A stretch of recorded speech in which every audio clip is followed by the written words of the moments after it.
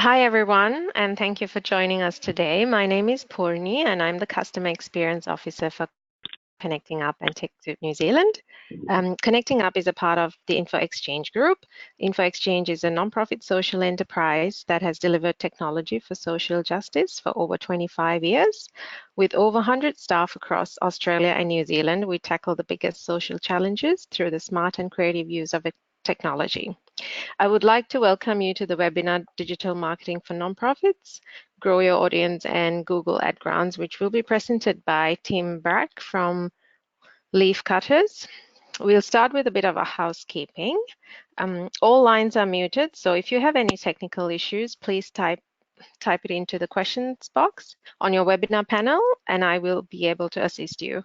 If you have any questions during the session, please also type it into the questions box, and Tim will answer them in the Q&A session at the end of the webinar. Please note that your comments and questions will not appear to the entire group.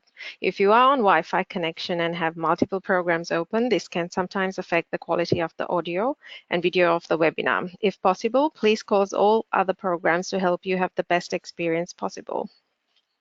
Please note that this webinar is being recorded, and a link to the recording and the slides will be sent to you tomorrow. Before we start, I'll also like to remind you that there will be a short survey at the end of the webinar. We would appreciate it if you took a few minutes to provide us with some feedback. That's all from me. So Tim, to get things started. Thank you. Super. Thanks very much, Pawny, and thanks for connecting up to hosting this with us. And yep, thanks everyone for joining the webinar as well. So my name is Tim. I work with Leafcutter as a digital marketing lead over there, and we're just talking about Google Ad Grants today and growing our audience with that tool and with that kind of asset. So the challenge that a lot of you have is kind of marketers and fundraisers working in organizations, be it on fundraising, advocacy, any of these kind of programs, is always kind of striving for better results. And to keep, doing more and not always with more resources that we have available. And so today we're just kind of talking about Google Ad Grants as something that is available to nonprofits as a tool that you can use to try and get more results and more kind of things happening that you really want. So myself, I work for Leafcutter as a digital marketing lead, and Leafcutter is a technology partner for nonprofits and purpose-driven organizations in Australia. So if you think about, websites, web-based applications, technology kind of side of things, that's definitely where we sit. And we also help people out with digital marketing campaigns as well, particularly with paid search and social campaigns. And I myself specialize on analytics and tag management, those sorts of things as well. If you have questions from anything we talk about today, feel free to send it through. We've got events@leafcutter.com.au, and there's a checklist as well that you can request from us. But anyway, onto the good materials, the real stuff you're here for. So what we get with ad grants and what a few people kind of focus on is like, oh yeah, look, if people search for something like donation, we want our ads to show up, right? That's the point of it. It's like, well, no, it's a little bit different. You can do that, but that's kind of one purpose that a few people have tried to do. And the process itself that some of you might have gone through and some of you might have gotten stuck with is also can be a little bit overwhelming to start with. So this thing of check if you can actually get this great thing that's on offer for free to nonprofits, and you have to go through this pretty big process. And some people do get stuck in it. Register with Connecting Up, register with TechSoup, apply for the Google for Nonprofits program, which is different to the Ad Grants program. You kind of have to do one before the other. Counterintuitively, you have to set up the Ad Grants account first before actually applying for Ad Grants itself. And that's because Google needs to see that you've got an account set up and it's all done correctly. So there's these kind of hoops to get through to get that kind of end point. And when you kind of get there, then you can have these ads. You can have these ads that show up at the top of search results, or at least in those top few ads, hopefully. And that's kind of what we're aiming to achieve, to get more traffic to our website for the searches that we're targeting. The people that are eligible, or the organizations, I should say, that are eligible, are those ones that are income tax exempt organizations, charity status holding organizations. You do have to agree to Google's conditions. They do actually have quite a few policies that we have to kind of abide by. along with the just general Google Ads policies as well. So there's some specific for ad grants and Google's overall ad policies. Now, we're not going to spend heaps of time talking about policies. That's kind of super boring. And we've got links to all those different kind of those pages as well. So if you need to kind of check if you do qualify and you can go down that kind of path, information is available. But just at a really high kind of level, can't be a government organization, can't be a school, can't be in healthcare or a hospital. That's kind of like some of those high level things, mainly because Google has a couple other programs for those types of organizations, and they don't really see ad grants as fitting along with those. Sometimes that's kind of disappointing. I've spoken to a couple of community colleges, for example, that were a bit upset that they couldn't qualify for the program. But anyway, that's kind of what it is. So then if you go through this process, what do you get? What's the kind of point? So what Google offers is up to 10,000 US of advertising spent every month just on Google search. So this isn't for display or remarketing on YouTube or Gmail ads. This is just in the search side, and it's just on Google, the search engine. There's a couple other search engines that could show the ads, but this is just on the Google search kind of side of things. And that 10,000 a month does equate to about 170,000 a year in Australian kind of dollars. So, in terms of spend, like that's pretty decent. That's like a nice chunk of spend to kind of work with. If it was like $1,000 or something else that's kind of small, it'd be like, maybe not. But at that kind of spend, like, okay, you can actually get some decent results for that. It's worth it, especially for medium or smaller organizations where you're not getting much traffic to your website anyway. That can actually be like a pretty nice difference to how many people you can attract to your website for hopefully the searches you really want, hopefully driving the outcomes that you want to get from that audience. So hopefully that kind of justifies to a few of yourselves to spend the time or get some help with setting this up, setting it up properly, and then getting some results. In terms of where these ads appear, they are the top of the search results. So we have the paid results that are typically at the top and the bottom of search results. Sometimes you'll do a search and there's no ads. Sometimes you'll do a search and there's up to 7 ad placements. It's 4 at the top and 3 down the bottom of the results. Sometimes if you do a search and it's for a physical product, there'll actually be shopping ads, which are the image and the link to the ad as well. So if you search for any type of fashion or consumer goods, you'll see those shopping ads as well. But again, the ones we have available to us are these text-based ads within the Google search results. As I mentioned, they do appear at the top of the page, so they do appear above organic results. And these are just the terminology we use, organic being free, as in you're not paying per click on the organic results, whereas paid search, cost per click, those ones you're paying for when someone clicks on the ad itself. You would have noticed kind of over the years that Google has, put more and more things into the search results page. So, the organic results do kind of end up being lower and lower on the page. I personally would like to rank on both. I want to rank organically. I want to be in the paid results if it's driving a good outcome for my organization. So I try to focus on a lot of different strategies, not just hedging my bets on one of those. The reason why I focus a lot on search and why I really enjoy working with search is just because it's the quality of the traffic can be quite high. So if you think about search is what we call a high intent channel. Someone's looking for information, or they're searching on a problem, or they're looking for a thing, a service or a cause. And you're saying, oh, here is the answer to your question. Here's my cause. Here's my organization. Here's how we can help, which is quite different to how, traditional like display advertising or social media advertising would work, which a lot of the time is more, no one's on Facebook looking for the ads. They're there for another purpose. Whereas in search, they're looking for information, and potentially we have that information, we have that thing they're looking for. And so the quality of the traffic and the likelihood they're going to do the thing you want them to, which is conversion, can be a lot higher than just other broad marketing channels. So a lot of it comes down then to search intent. And we'll talk about a few of the kind of concepts in search marketing, and particularly with the Google Ad Grants program, and just a few things to kind of watch out for. So with search intent, this kind of comes down to the question of like, well, what's Google trying to do every time someone does a search? And always like, apart from make oodles of money, but what they're kind of really trying to do is they're trying to give the best answer. And that kind of comes back to a couple of different things. So one is about relevancy. and one's about authority. So who can give the best answer in terms of, what's the most relevant resource, who's the best authority on this, and also accuracy as well. You want those three kind of components together. Google has a bunch of search guidelines as well. So they've got this team of people, which are search quality reviewers who go around just kind of like reviewing search results to kind of check these websites to make sure that they're abiding by relevancy, authority, and a whole bunch of other criteria. And that's kind of the basis for how search works in Google, because they know if they start giving results that aren't great, where the quality slips, that's when people get kind of a bit more upset about the user experience. They might start looking at competition. I mean, maybe not. Australia is very much a Google-heavy market. 95% of searches happen in Google in Australia. But overall, they want that relevancy there. They want the authority of those kind of results. They don't want to be delivering a negative user experience. So that's the kind of question. If relevancy or authority are the kind of, these are the standards that Google's looking for, and particularly when we're talking about paid search, relevancy is really, really key.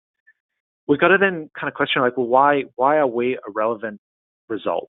What's relevant about the information we have? And when we're talking about the search results, when we're talking about paid search in particular, it's relevancy in the ad itself, and it's relevancy in the landing page that we send people to. So if I'm doing a search, financial help if you have cancer, the ad should reflect that. So financial assistance is in that ad. The description that appears there, it could also actually get a bit more specific. It's more of a generic description, which probably was just faster to do. And then the landing page itself is about financial assistance. That's kind of good. That's what we really want. We wouldn't want to send them to the homepage of our website in that type of search, because then they've got to go find the information. It's a negative user experience. More than likely, someone's just going to click on the back button and go to whatever the next result was in the search results, rather than trying to hunt around for whatever it was they were looking for. So relevancy is kind of really core there. So from the search term, whatever someone's typed in, to the ad itself, to the landing page. That's kind of what we want to see. So with search, we kind of have to think about these three components, these three things intersecting together. So there is the problems that people have. What are they looking for? What's the information they're after? We have the content that's actually on our website. And then we're also trying to link in what we do.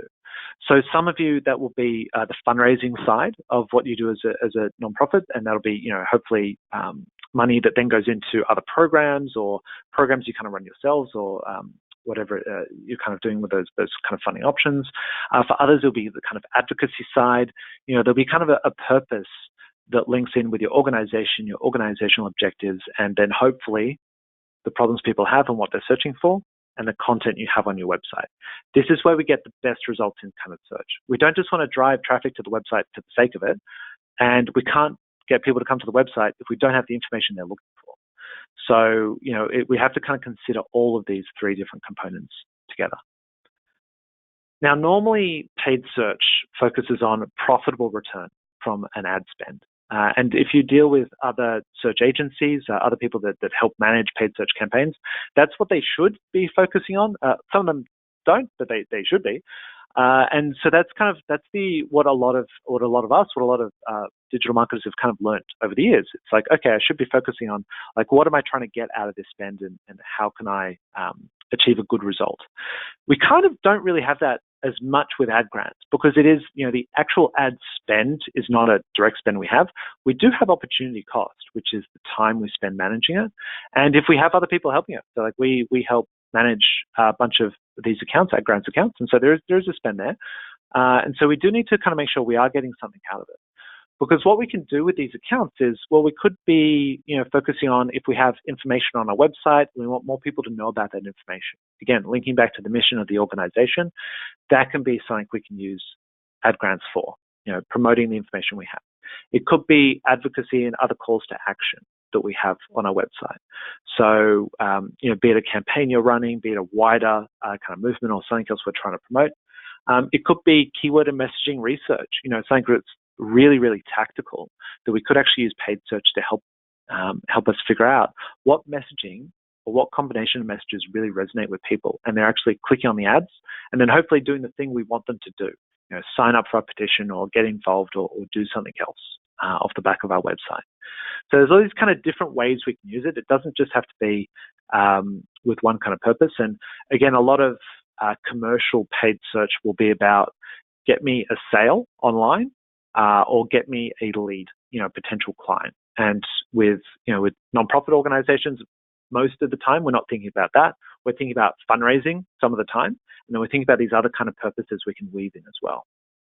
We'll talk more about fundraising in a moment. The key behind how this all works, though, is the intent, the search intent. I'd say if there's kind of one thing we really have to nail with search, it's figuring out like what is it that people are searching for to come to our website. Like what I might know the type of audience I want.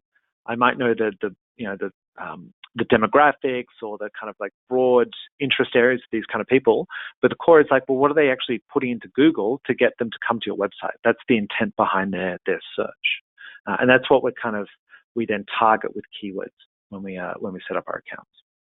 So when they do their search, are they then going to be receptive to whatever ads, whatever content you have? So we've got to kind of make sure we're matching those two up, and we've got the information kind of on our website as well. So an example of where we kind of might have slipped a bit or might have missed the mark is, someone does a search for domestic violence support, and the first ad that was there was a winter appeal, 2019. And, again, that was kind of, from my point of view, a bit of a mistake. That's not really linked into the intent.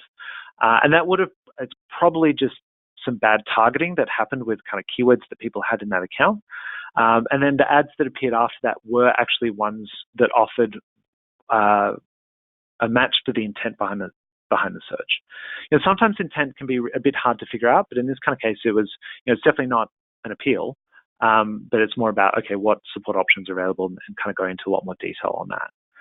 So we always have to be kind of really careful, because sometimes we might not even be, we might just have ads showing up that we don't even really intend. So always kind of make sure that there's someone kind of paying attention to this, looking at the reports, seeing what ads are showing up.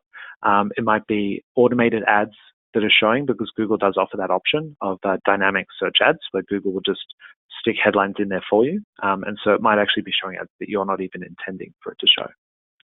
All right. So really kind of core part about Google Ads is success. It's really like, well, how do I determine if this is worth it? Have we done the thing we really wanted to do? And that's a really important question to answer then. It's like, well, what does success look like? Like, what is it that we're actually trying to do? It's really, really tempting to say success is spending all of this magical money that we get from Google, which is nice. Like, it's nice. Okay, it's nice to be able to do that. But really, we want to do something a bit more. So it's not just about getting all the traffic and spending the $10,000 a month, which is $329 US a day.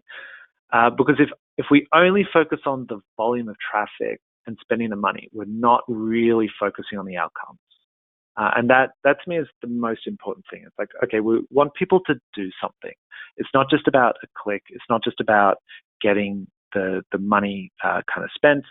These are nice things to have achieved as well, but really it's like, what happens after that? What happens after the click? Because there was a point to getting that traffic to come to your website. Google actually has been making it a little bit more difficult to spend the entire budget, and they have actually shifted some of their messaging on the support pages for ad grants, where they do talk a lot now about meaningful conversions. So, and that can kind of mean whatever we really want it to mean in terms of our websites, but they want it to mean, well, what is it saying we're trying to achieve? It's not just, do people look at the homepage of the website? That's not very meaningful. But maybe they download something, they fill something in, they take another action, which is a signal for intent of purpose. They're interested in whatever you have to say, and they're interested in whatever you're doing. So, okay, so spending all the money, there are a few things we can do there, but really that shouldn't be the primary dictator of success. It's more about the outcome that we have. Like, what are we trying to achieve with that traffic? It is also tempting to say more donations. Like, I want the purpose of ad grants to be just get me more donations. The hard part about that is that very unlikely that people are just going to Google and searching, who can I donate my money to? I need to offload cash quickly. Who can I just give it to? That doesn't really happen. Although people do advertise on that type of search. So you can just kind of bid on things like, the word donate, and there are clearly organizations that will appear for that. I don't know how successful that is for them. I would probably hazard probably not really very, because as a lot of you know, it's like, well, a donation can be a really personal thing. You might be donating to a friend in a peer-to-peer kind of fundraising effort. You will probably be donating to an organization you already know and one that you have a relationship with, or some investment in the cause that they're talking about that you've already learned, rather than just coming to Search and saying, who can I just offload cash onto? So that's where the more donation side, it can't just generate traffic for you that gives you money unless these people already know about you or want to donate to your cause for some existing reason. So that's why I paused before saying that should be an objective of paid search and particularly this program. It's something we can definitely measure and see what's happening, but I haven't really seen it work well for that single purpose. So we need these meaningful conversions. And again, when I talk to organizations, that comes back to like, what are we trying to do? What are our objectives? What's our mission? And how do we kind of match that up with what people can do online? And sometimes that includes, again, advocacy actions, fundraising actions, if we can kind of link that in, linking with other campaigns, other events we're doing. We can also use an engagement conversion. So that's where, again, just looking at the traffic that comes to our website, if people are looking at a certain number of pages or spending a certain number of time or a combination of those factors, we could look at that as like, okay, that's kind of meaningful. Like maybe we have a message that we're trying to get out, or just increasing the quality of the engagements that people have with our website. That can be something we could try to do as well. Now with search, with paid search, there are really only 3 things that we can change or that we can play around with to get better results. The first one is how we're targeting people. And that's kind of about keywords and messaging. I'll talk about these in a little bit more detail. The second one is about what people see, the ad extensions. And the third is how much we pay or are willing to pay. And I don't mean real money. Of course, this is Google's magical money, but it's about what we're paying and the bid strategy that we have kind of behind the accounts or behind the campaigns. And that's kind of it. Like, it's just these 3 things, but in Google Ads, it's just in excruciating detail a lot of the time. So, we can look at heaps of metrics and heaps of different parts of the application, but it's really these kind of 3 components that are overlapping that we can play around with. So on the targeting side, the core part of targeting is the keyword. So what are people searching for that then triggers, we've got a keyword matching that or close to matching that, and the ad shows up. And that's all about the intent behind the search. We'll also have negative keywords there as well. That's what's stopping our ad from being shown. So an example would be if you were offering, disability support services, but you weren't offering jobs. Well, a lot of people will search for disability support jobs or types of roles in that area. And you might say, okay, if anyone searches for the word jobs, that don't show our ads because we don't want to spend this budget for that type of audience. Like maybe they're going to be in a different campaign or a whole different kind of process you might have. So you put job or jobs as a negative keyword. Other targeting, locations. There's some demographic information in Google as well that we can do. Not as comprehensive as Facebook, but Google's trying to also collect a lot of this information, which is kind of bad from privacy point of view. From marketing point of view, it can be beneficial to at least see what's happening, and then to hone in some of those campaigns to a audience that is just more effective at doing what you need them to do online. So the second part then is what people see. So the ads, that's kind of the core, the messaging, the creative, the content. Again, mapping it to the search intent and what the user needs are.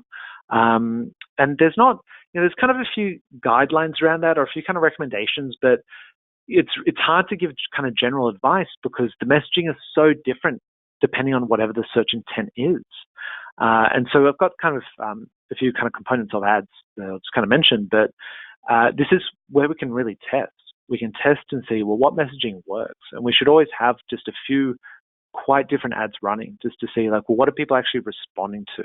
And then that can help inform our decisions around copy and around messaging we might take back onto the website. The third one is then how much we can pay. Like, what's the bidding that we have? And that's about the bid strategy itself.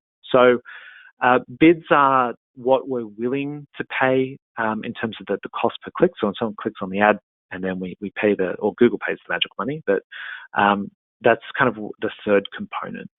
And it used to be we had a lot more control over that for ad grants, but Google's kind of slowly been reducing the options in the ad grants program for bid strategies, mainly just because they want it to be as automated as possible, to let the algorithms kind of control that, which pros and cons. Pro is that you can spend less time worrying about the kind of bid management. It's automated, where you're not setting the exact cost. The con is that you have less control over what's happening with that. So, there's kind of benefits to kind of each side as well. All right. The fourth part, again, we've got the three that we control in Google Ads. The fourth is, of course, your actual website itself. So the content you have on the website, the pages you're sending people to, so landing pages on your website, that's a critical component. You can have a great campaign in Google Ads, but the people, they don't stay in Google, they're going to your website, right? So it's still part of the overall experience. So, are those pages any good? A core one is, can people do the thing you want them to do on the pages you're sending them to? If they can't, then there's a problem. If there's no call to action, if there's no objective that you have for that traffic on the part of the website you're sending them to, then that's a gap in what we're trying to do. So let's kind of talk a little bit more about each of those kind of areas. So with the keywords, search is about people and the problems they're trying to solve. So that's I've kind of mentioned that a couple of times, the search intent that kind of people are going through. There are a few great research tools for that. Google Ads itself has a keyword planner where we can get rough volumes of search and trends over time, and there are a whole bunch of kind of paid software out there that'll help with that too. And Google Search Console is another one that helps you figure out what types of searches that you can target. But really critically, it's just knowledge of your audience and their behavior, and that's about knowing what types of searches will people do. Why are they coming to your website right now, and how can we kind of grow that audience? Sometimes, for some of the clients we've worked with, this is easier than others, and that's just linked down to, what are they trying to do with their digital presence, and what audiences are they trying to get to their websites effectively. So keywords, they're kind of not all created equal, I guess, but with the keywords and the matching, that's kind of what we're trying to do. And so with matching, we have a few different ways of matching the keywords. There's kind of a broad match, which Google will just give you a ton of traffic that may or may not be relevant to the word that you actually put into Google itself. So when you're putting a phrase match in there, so when you're putting these kind of keywords into Google, let's say we did, financial assistance for cancer. What you have in your mind is probably that, someone searches for financial assistance for cancer, they see your ad, and then they come to your website, and then something else happens after that. If depending on how we put financial assistance for cancer into Google Ads itself, it might be giving you traffic that actually is just related to financial assistance, might be giving you traffic that's just related to cancer. When it only picks out one of the concepts in the search, that's what we call more broad matching, where it just broadly matches an element of the search, maybe not really anything that's kind of relevant in there, or it's like really roughly related to the traffic you wanted. So the intent behind the search isn't actually very good. I've got a few examples of that. So ages ago, I was running a campaign for a bicycle tour company in Southeast Asia, and the keywords we kind of just had in the account, things like cycling in Vietnam or bicycle tours, Vietnam bicycle tours. And the searches that Google was matching us with was things like, biking in Belize, or motorbike hire Canada, because that is so related to Vietnam bicycle tours. So you can see how Google can just like hang on to like one tiny concept and then just link it up. And then unfortunately, some people don't even read the ad when they see it. They just click on the first result or the second result. They click, go to the website, see it's not what they want, close the tab, or click on back and go back and click on the next result. We don't really want that. Again, if I was paying like out of pocket, this is something I'm definitely pay a lot more attention to. I'll still pay attention to it with ad grants accounts, but maybe not as rigorously or with as much time as I'd need to invest if it was actually like paid budgets going into it. We can see one of the dangers of broad match and how it can just give us sometimes a little bit too much traffic, and the broad matching can be way too broad. So the really important report, like how we can kind of see this difference, like what did people search for versus what was the keyword I have, it's called the search terms report. I've got a screenshot later in the slides just showing where it is in the interface. And that just shows you the difference between what was the keyword I thought that someone was searching for, financial assistance for cancer, and what did people actually search for, and I got a click for it. We can see that difference. And sometimes you'll see like really clearly the intent behind the search was not what you had in mind when you put that keyword in. So that's how we can get rid of some of the wastage in our account, wasted clicks that we shouldn't have gotten. All right. So another kind of example of that, so I had one just with again, music therapy. And so the right column is the keyword that we put into an account, and the left column is the searches that are actually being performed. So one there is that kind of second one, the music therapist jobs Australia. Again, if I'm offering a service but not a job, then I would need to put jobs in as a negative keyword just to make sure I don't want that traffic. The other useful thing about seeing like what do people actually search for is you might see trends where you can start to get more specific with your advertising. So further towards the bottom, there's a disability music program. There's music for autism Brisbane. And so that kind of tells me like, okay, if people are searching for, maybe I can get more specific with music therapy and be like, oh, music therapy for, and start to split out my campaign. So I have a lot of different kind of, if it's for disability support, I could have ads around disability support, music therapy, going to a page which talks specifically to that service, to that need. And that could be different from other needs that people might have. So I can actually use search terms to inform then maybe content on my website and how to break out the campaigns into more detail. All right, so the second thing we can change is what people see. So it's really down to the ads and the ad extension. So just kind of a few components of the ads themselves. You can have up to these three, they're called headlines. I don't know, they're just kind of like titles, the three kind of components that we have. Each one is up to 30 characters that we can have displayed. They're separated by what's called the pipe, which is that straight line between them. Google will show the first two all the time, and sometimes it will show the third. It's not guaranteed. So keep that in mind. So don't have a core message in the third one because that sometimes just won't appear. The second part of the ad is the URL, and that's called the display URL path, and each one of those can be up to 15 characters. Again, that's it's kind of just a nice to have. It's not essential to have it in there, but sometimes it can just be nice to experiment with keeping that in there. Again, it just helps for the person doing the search to see, oh yes, this is relevant. This is the information I'm looking for. We can have those 15 characters. We also have up to 2 descriptions that can appear. So I've just got one in here. Each one is 90 characters. You'll see that a few of the words are bolded, and that just matches up to whatever I've actually searched for. So the descriptions are they're useful to have because, again, it's just that visual cue that it bolds some of the words that someone searched for, again, indicating to them that this might be a relevant result. Similar to the headlines, the first description will always show, the second one might show. So again, I always put them all in. I always put in my 3 headlines, my 2 descriptions, knowing that sometimes it won't show the full ad. That's okay, because I've still got the other kind of core messages in there. All right. So, and that's kind of the question I do get sometimes. Like, do I really have to put in all that stuff? Like, do I have to do the 3 headlines and the 2 descriptions? I normally do. Just kind of get into the habit of it, and at least then you can test different messages in different ads. So even if it's just about swapping the position, like headline 1 and headline 2, swap them around, see what happens to click-through rate. The other kind of part is it can help improve your rank because Google looks at this content as things that feed into relevancy. So it's good to practice to take advantage of these features of the ads themselves and just kind of put in these extra bits of content as best you can. And if I'm improving my rank, I can improve click-through rate, and hopefully that means I'm getting more people coming to a website doing more of the thing I want them to do. Get more of that outcome, whatever it is.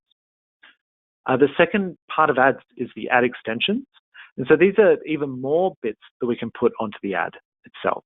And we can do this at a few kind of different levels in the account. But so we can have these things called callouts. They're just like really short messages that apply, again, they can apply across multiple campaigns or the whole account, just like extra little bits of kind of content to include. A phone number can be part of the ad. additional links can be part of the ad. That's quite often the one that is actually quite useful, especially if there are other pages that might be relevant to a search that you can drive people to. You'll see that sometimes they can be quite small, so just those 3 links in a row. Sometimes those links will be really big and just show 2 of them. And again, that's just Google decides how much space is available on the page. It'll decide like when to show in the small configuration or in the large configuration. We can't actually control that. And then things like address as well can be in there. With all these extra features, so the callouts, the site links, the phone number, the address, it's not an additional charge. So it's not like there's this hidden fee that comes with it. You're still paying cost per click. So you still pay for a click on the primary link at the top or any of these extra links. You'll pay for a click on that address, and that'll just take you straight into Google Maps. So sometimes not the best kind of use of click budget, but again, if you're not using the 10,000, then it's not really a huge deal. It's kind of okay to have locations in there. And sometimes that can be a real benefit, especially with services or we want people to know where you're located. And a few other ones, again, you can have services as part of like what's called a structured snippet as part of the advertising. There are other ad extensions as well. Probably the 2 that are just the most useful are going to be the links, the site links, and then the call out. And Google actually has a requirement, like you have to have 2 site links in there as part of an ad grants account. So they are aware that they do want people to use at least a couple of these ad extensions. Okay, so the third kind of component then is the bid strategy, and this is the one that we have the least control over now. But it's still important to play around with some of those settings because we can improve the results of our campaign. So manual bidding is probably what you're thinking about when you're thinking about Google Ads, and that's just, hey, I determine. I say I'm willing to pay $1.50 or whatever that number is when someone clicks on my ad, and that's all I want to pay. I set my maximum cost per click that I'm willing to pay, and that's kind of how Google Ads has been since it kind of first launched. But more recently, Google's been introducing automated bidding strategies. I mean, they've had them for a number of years, but they've really been promoting them a lot more heavily now.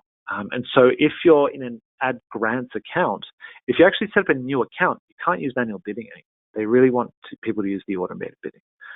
And that's where Google decides the bid. Like it decides how much to pay for the click based on whatever we're trying to do with the traffic. So we set an objective for automated bidding. And that could be get me the most conversions possible, get me a conversion at a certain cost, or there is another one for get me the most clicks possible as well. So Google decides.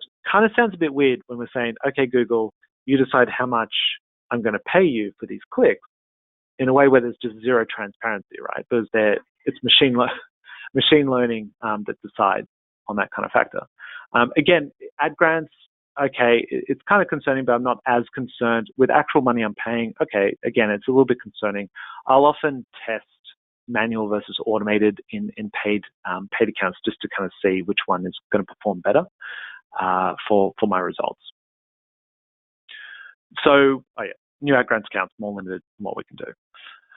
With the automated strategies, I kind of mentioned them before. So maximize clicks, target cost per acquisition. And an acquisition can be anything that we track as an acquisition. So it could be a new donation, it could be filling a form, it could be a newsletter sign up. That you can kind of define them with the conversion tracking, and then you're setting a target for how much you're willing to pay for each one of those actions.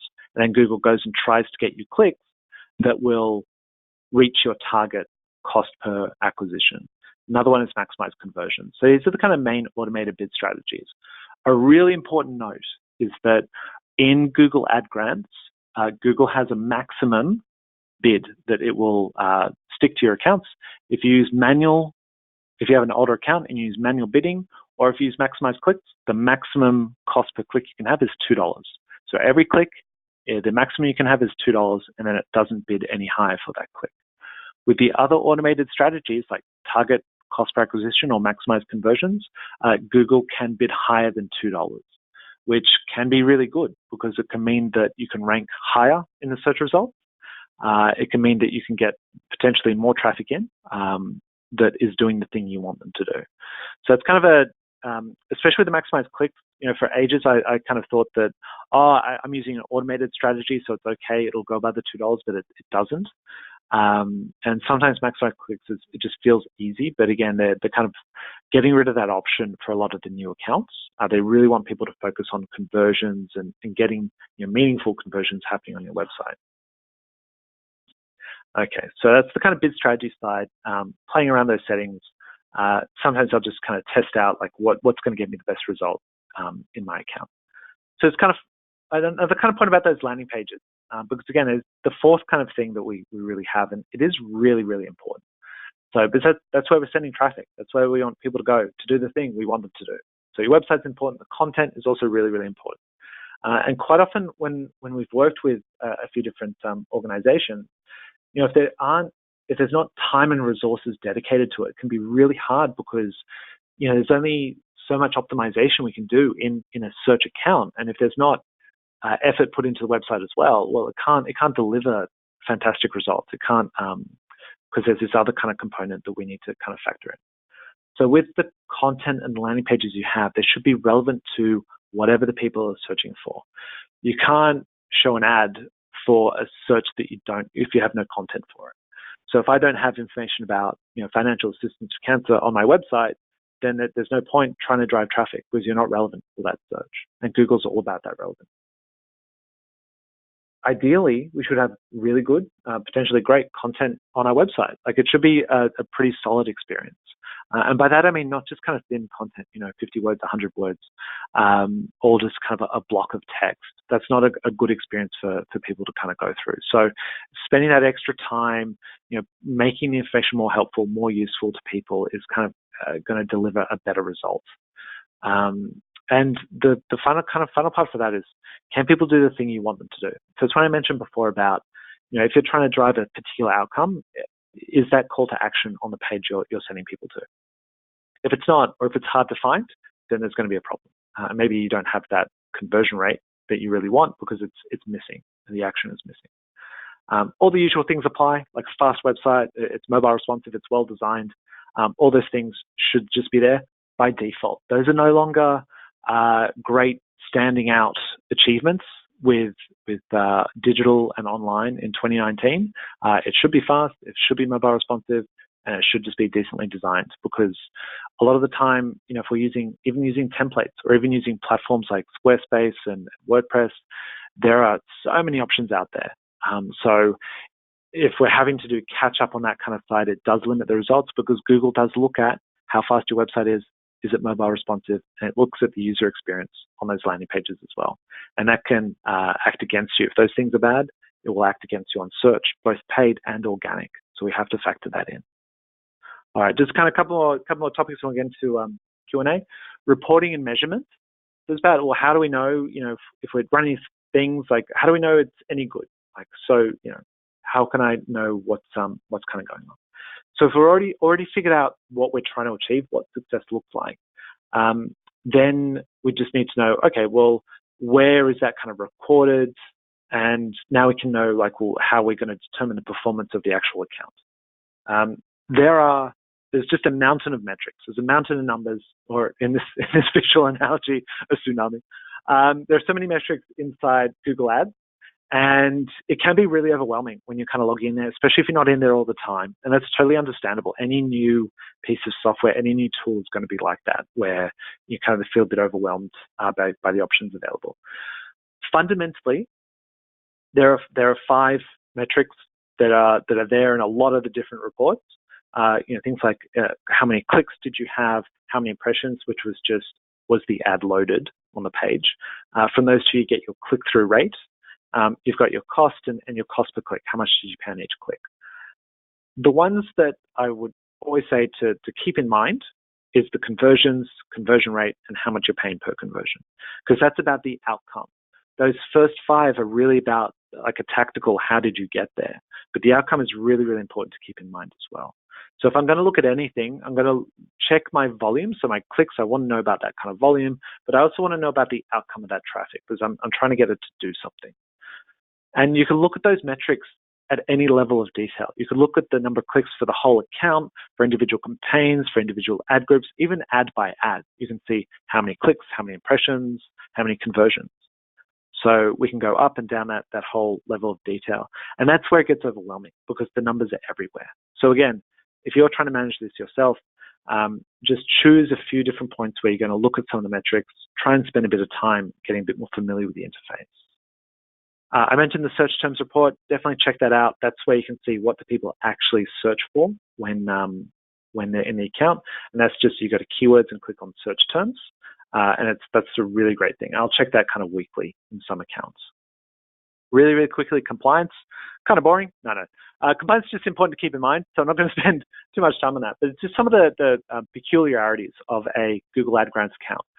5% click-through rate is what you need. You can't, and this is across the whole account. If it falls below 5%, you've got 60 days to get it back up. The time that Google looks at is 60 days, the last 60 days for the whole account. And if it falls behind or falls under that, they will suspend the account and then deactivate the account. So you can actually lose your Ad Grants account. You then have to rectify and go through a process of trying to get it reestablished. You can't have single word keywords or really, really generic keywords. There are a few kind of broad ones you're allowed as not-for-profit, things like the word donate or charity. But otherwise, Google doesn't want just like really, really broad terms that are meant to get lots of traffic. You know, like the word, say, cancer, for example. They want it to be a bit more specific than that. You have to track some sort of conversions on your website and set up that conversion tracking. There's an annual survey that Google that they will email out. They say you have to kind of fill that in. Again, it doesn't take that long, but just kind of a thing where I've seen an account get suspended because they hadn't filled in the survey. The website itself should be about the purpose or related to the purpose or mission of the organization. And the primary purpose of the website cannot be commercial. So it cannot be just a shop, an online shop for an organization, because for Google, that doesn't kind of fit in with what they want Ad Grants to be. You have to kind of remain active, like get into that account and check it and make a few changes at least every couple of months. Google would want you to be in there more frequently, but they will kind of check that maintenance that's kind of happening. And with the conversions, they should be meaningful. Again, that's kind of what they're looking for compliance. There are a few other kind of points, but we've got links to those. So if you want to get kind of deeper into those, but these are just kind of the higher level points for compliance. Google sends out compliance emails where they'll be like, oh, here's a report. Here's where you're non-compliant. And you've got to fix those issues, otherwise they'll suspend the account within 2 weeks. Make sure that someone's receiving those emails and checking them. If it's going to a random Gmail address that no one is checking, then that's going to be a problem because no one's going to know. Account's going to be suspended, and then you've got to play catch up with getting it reactivated, which can take weeks. So just kind of keep that in mind. So for helping organizations with Ad Grants, it's more about what we do with Leafcutter. Just a couple moment on that. So what we kind of help organizations with is just getting, again, better results from their Ad Grants campaigns and activities. So we can do the setup configuration, which includes the conversion tracking, getting all that set up on different websites. We do auditing and just helping people give advice to be like, okay, here's what we need to fix to get more out of your account. We can also do ongoing management for a few of our clients. We do that as well. So we take care of that day-to-day kind of work for people. A lot of the time, you know, it doesn't kind of make sense for us to manage accounts for forever. Look, we don't want to do that because it doesn't make sense. So we'll do coaching as well. We really want to come in and help people get better improvement out of their Ad Grants accounts and then give the keys back to that account or hand that back over to an organization and train up some people internally to then kind of manage themselves and support those people however they need that support. So that's kind of things that we do with Leafcutter. And we do have one thing today. So we do have a checklist for setting up an Ad Grants account that's available. If you'd like to copy that checklist, just send an email to events@leafcutter.com.au or any other questions you might have. Happy to answer those. And otherwise, we do have time now for question and answers. Oh man, I am spot on time.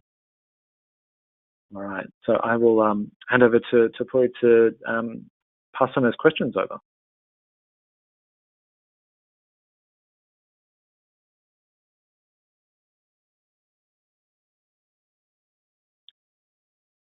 Puri. All right. In the meantime, I might answer some of those questions myself. So I do actually have a couple of questions I have been asked when kind of speaking to organizations about this before. One is, can you actually spend the $10,000 a month? And the answer is yes, you definitely can.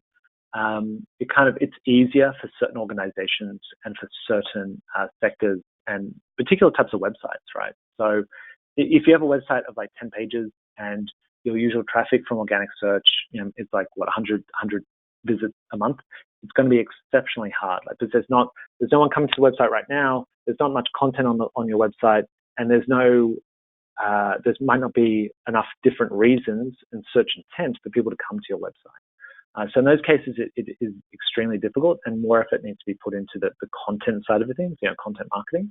For other organizations that have particularly information, if it's like health-related information, again, not as a health organization, but it could be an organization that just has a lot of resources that are available, and lots of people search for those searches, you can totally spend the 10,000.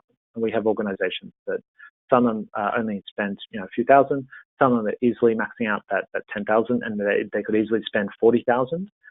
It just kind of depends on the website you have, the content you have, and the searches that are being done. If no one's searching for it, then search doesn't work. You have an awareness problem. So search isn't going to help fix that issue. The second question I normally get is about paid, like an actual paid account where it's money that you're spending versus ad grants. A lot of people run both side by side, and that's because the paid will focus on certain types of searches where they just can't compete the ad grants account, or they'll drive traffic to an actual website where it has more of a commercial purpose. It could be like an online shop, for example, and you can't necessarily run that out of the ad grants account. So I do have a few other kind of questions that are in here. So let me just kind of grab a few of those. All right. So I did have one question just saying, does Google have other initiatives for government agencies that I'm aware of? Not that I'm personally aware of. No. I mean, I know they have. There is a Google program for educational institutions, which I believe relates more to the Google G Suite, like the applications they have. So, Gmail for organizations and Google Docs and Google Sheets. But I don't know specifically about government organizations. But they do have, again, the Google portals. They do have the Google for Nonprofit, Google for Education. So they'll have like a roll-up portal that should talk about anything they do have available, if there is much there. I don't know exactly what they have for government agency. Hi, team. Sorry, I got muted. There's another question from Josh. You mentioned having a mobile responsive website is key. I manage our website, and the rest of our team is resistant to invest time and resources through me in revamping our website, but they also want more results, event regos and more corporate volunteers. Any tips? Yeah, sure. So the mobile question, Josh, and again, I feel for you in that sort of situation, because the advice, and everyone's like mobile has to be part of the picture. So a few kind of things for that. And again, if it's about building a business case for that kind of investment, well, Google has switched to mobile first indexing of websites. So they will use essentially they'll crawl your website like they're a mobile phone, and that's the copy of the website that they'll save. And so if they see that things just don't work, or the layout just doesn't work on mobile, or if you have people have to like pinch and zoom and it's going to be too small for people to click on links, then you get kind of a hit for that in terms of rankings. So you're not going to be ranking as high, and you're more than likely not going to be ranking as high on mobile devices when people do mobile-based search. And we do know that for a lot of organizations, and when we look at analytics, we can see that most of the search can be mobile. Most of the traffic we get can be mobile. That doesn't mean most of the conversions are necessarily mobile. That kind of can depend on the type of organization and what the conversion is. So a lot of us will use both a laptop, a tablet, and a mobile phone. We might do research on one, and then when it comes to filling in a form or buying something, we'll open up a laptop reluctantly and just kind of do it through there, because it's hard to fill in a form. So there's ways to kind of build the business case around, like, mobile is critical, and that can be a way to build our audience. Sometimes I have worked with organizations where the service they deliver is very much done 9 to 5 when people are at work, and they're on their kind of work computers. So it's like an industrial relations member organization, and that it's like, okay, sure, that that's kind of more the reality of like the desktops that people are using. But even so, like we still know that Google are kind of making these kind of shifts, and people will still use mobile devices, and mobiles keep getting bigger, and so the blurry line between a mobile and a tablet and a full giant desktop does kind of get a bit blurry at different times. So yeah, I kind of would kind of look at whatever options I can do for that. And again, there are kind of cheap ways to do it with websites. And if you're using like a platform like WordPress, and there are themes that are straight away mobile responsive, that can be a way to do it. But you could just look at the search volume for particular types of searches that you would target. And then you could potentially look at like, okay, assuming that like 40 or 50% of those are mobile. And again, there should be in Google Trends, I think, and in Search Console, you can see what devices people are using, if they're using mobile or desktop. And so you could just kind of see like, okay, like trending wise, there are way more mobile searches for this, but our traffic is getting way less. So that way you could work out a gap with what you're not receiving. And the other one is just compare your rankings for particular terms to see if you're kind of suffering on that kind of mobile front. We've got another one question more from David. For organizations that have a small office based in Melbourne, just one person, but their main objectives is helping schools overseas, example in Cambodia, where should the targeting be? Okay, yeah, so David, with that one, if the point of the website is kind of who's coming to the website is my question then. Like if you're trying to do fundraising in Australia or trying to get people to donate time or money to go over to Cambodia to help schools over there, then you're targeting people in Australia with those ads and with the content on the website. If you're targeting people in Cambodia, be it Khmer local people, or be it expats or travelers in Cambodia, then that's where the targeting for the ads is. In Cambodia, it's kind of run there. You can run both out of the same account. So you could have like campaigns dedicated to targeting people in Australia, campaigns dedicated to people targeting them inside Cambodia. So both is totally fine. I would just kind of make sure you know, like, okay, who are the people and what are we trying to get them to do, and making sure that we're sending them to the right pages on the website for those different audiences. So that if there was a particular message you had for people in Australia, if it was kind of fundraising, or go donate time and volunteer in a school over in Cambodia, well, that type of message would be done a certain way in Australia, and it might be done a different way if you're targeting different people over in Cambodia. Cool. All right. Yeah, that was the last question. Yeah, just a continuation of the question from David. He's just asked, does this have to be done before approval? Or does it have to be actual inquiries? Yeah. Before approval. I'm not sure if that means account approval, like if the ad grants approval process. If it's about the approval process for getting ad grants, is you only have to set up like a minimum number of campaigns in the account. You can add more later. So everything in ad grants, you can change a whole bunch of stuff that's there, and you should ideally be kind of working on it over time. But as long as you have the minimum number of, I'm pretty sure it's like 1 or 2 campaigns, each one has to have 2 ad groups, each one has to have 2 ads. As long as it's kind of set up with just the base of what you need, just meet those minimum requirements, and then you can add to it over time. The only kind of point to mention there is that when you register for ad grants, you're registering it for a particular domain. So website.com, whatever it is, redcross.org.au. If you want to advertise on a second domain, so if I went to redcross.org.kh, which could be Red Cross in Cambodia, I would need to register as a second domain I can advertise on. And so there's a form that you fill in. So it can happen. It's just like another process you need to go through.